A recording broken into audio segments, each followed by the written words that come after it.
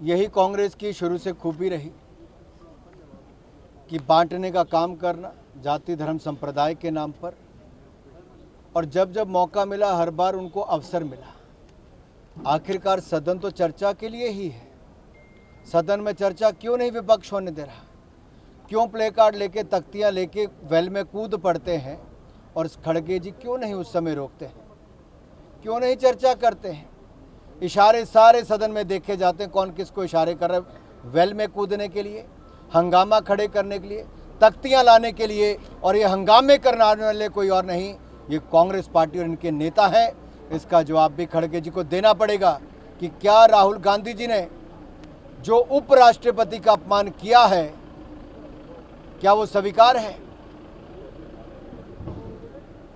ये बड़ा सवाल खड़ा होता है। उनको एक बार नहीं अनेक बार अवसर मिले, लेकिन सवाल ये खड़ा होता है कि क्या वो चर्चा करना भी चाहते हैं, चर्चा में भाग भी लेना चाहते हैं? कांग्रेस और अन्य विपक्षी दल तो चर्चा से भाग रहे हैं। देश देख रहा है कि रोज हंगामा करते हैं, तख्तियां लेकर आते हैं, हल्ला गुल्ला करते हैं और अपनी चुनाव की पराजय से देश का ध्यान भटकाना चाहते हैं, और ये नहीं देखना चाहते और ना ही उससे सीखना चाहते हैं कि उनकी पराजय हो चुकी है, चुनावों में उनकी करारी हार हुई। चुनाव की पराजय से हताश और निराश विपक्ष, ये दोनों उनके चेहरे पर नज़र आती है।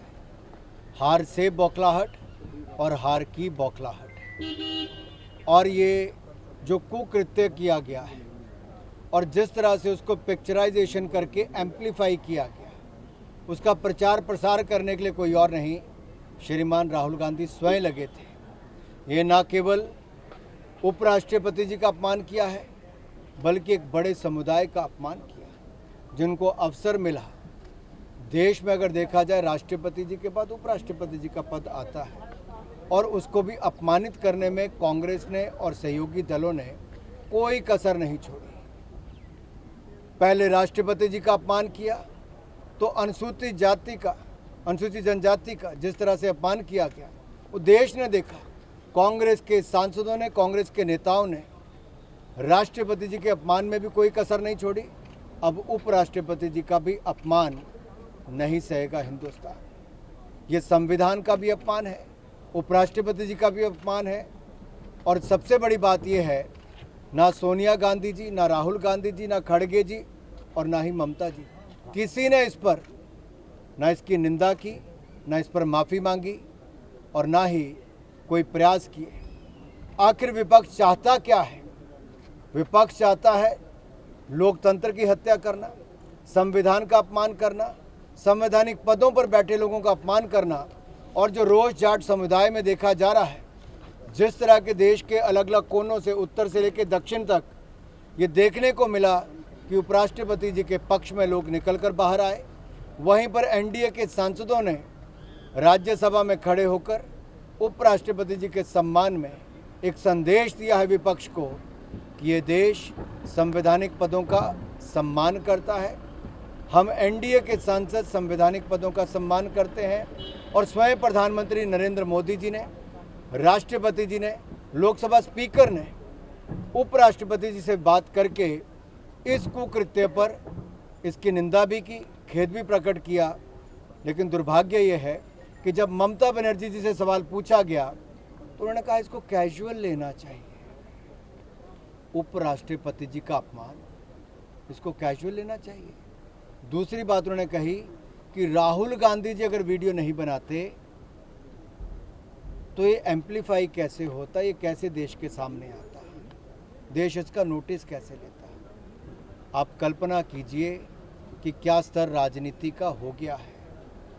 वो लोग जो सत्ता में आना चाहते हैं, प्रधानमंत्री बनना चाहते हैं, वो ऐसे एक्ट करके, यानी कि एक वीडियो रिकॉर्डिंग करके, जब उनको आलोचना करनी चाहिए थी इस एक्ट की, राहुल गांधी जी स्वयं वीडियो बना रहे थे। ये दिखाता है कि क्या विपक्ष, ये प्रश्न चिन्ह खड़ा होता है, क्या विपक्ष मानसिक संतुलन खो चुका है? क्या चुनाव की पराजय से हताश और निराश विपक्ष, अब एक सवाल ये भी खड़ा हो रहा है, क्या उनका मानसिक संतुलन भी खो गया है? मैं इसलिए बात कर रहा हूँ कि सामान्य व्यक्ति ऐसी घटना को अंजाम नहीं दे सकता है। और देश को तो देखकर हम सब लोगों को लगा कि आखिर इमोजी आजकल बहुत पॉपुलर है, तो क्या लगता है, तो ऐसे देखने को लगता है। मैं एक सवाल यहाँ पर जरूर पूछना चाहूँगा कि देश से जुड़े हुए विषयों को सदन में क्यों नहीं उठाने दिया जा रहा, संसद में भाग क्यों नहीं ले रहे, और जाट समुदाय का अपमान, उपराष्ट्रपति का अपमान, संवैधानिक संस्थाओं का अपमान, संविधान का अपमान, संविधान निर्माता बाबा साहब अम्बेडकर का अपमान तो इन्होंने किया ही था, अब संवैधानिक संस्थाओं और संवैधानिक पदों पर बैठे लोगों का अपमान भी करने में विपक्ष कहीं पीछे नहीं हट रहा। और उनके चेहरे पर थोड़ी सी भी शिकंज नहीं है, थोड़ा सा भी उनको ये नहीं लगता कि वो माफ़ी मांगे। इससे बड़ा दुर्भाग्य देश का क्या होगा, जो 60 साल सत्ता में रहने वाला राजनीतिक दल, वो परिवार, उस पार्टी से संबंध रखने वाला व्यक्ति अगर इस कुकृत्य को अंजाम देता है, तो आप सोचिए विपक्ष हाशिए पर है, केवल हताश और निराश ही नहीं।